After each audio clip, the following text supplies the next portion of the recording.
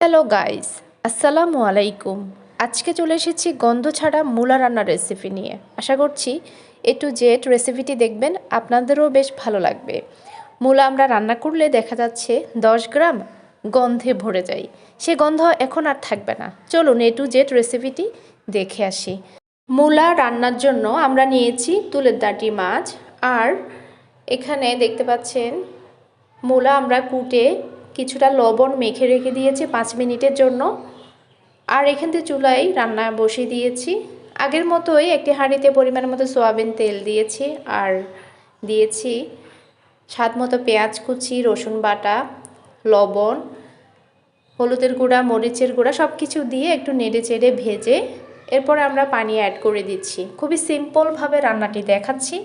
আশা করছি যারা নতুন রান্না করছেন তাদের অনেক বেশি পছন্দ হবে। একটু করে পানি অ্যাড করে দিয়ে নেড়ে চেড়ে এই পানিটাকে একবার ব্লক নিয়ে নেব।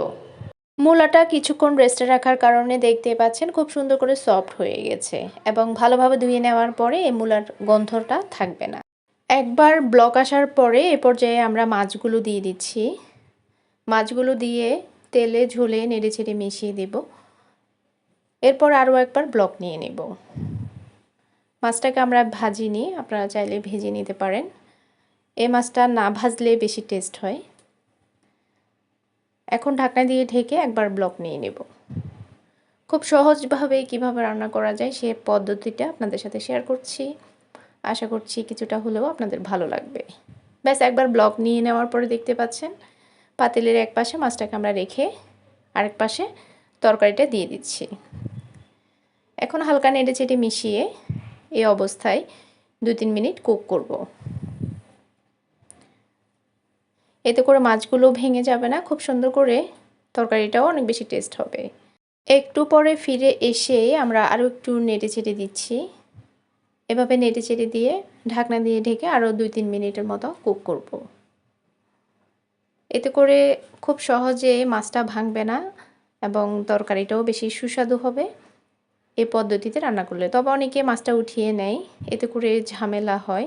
তাই আমরা ঝামেলাটা যাতে না হয় খুব সহজ পদ্ধতিতে এই তরকারিটা রান্না দেখাচ্ছি। ব্যাস আরও 3-4 মিনিটের মতো কুক করার পর আমরা ফিরে এসেছি, দেখতে পাচ্ছেন।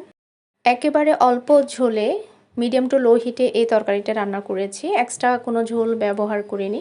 আপনাদের যদি এভাবে ভালো লাগে আপনারা ফলো করতে পারেন। তরকারি কুক হয়ে গেছে, এখন এই পর্যায়ে কিছু বিলাতি ধনেপাতা দিয়ে দিচ্ছি। এখন যেহেতু দেশি ধনেপাতা আছে, চাইলে দেশি ধনেপাতাও ব্যবহার করতে পারেন। আজকের রেসিপিটি কেমন হয়েছে জানাতে ভুলবেন না। সবাই ভালো থাকবেন। আল্লাহ হাফেজ।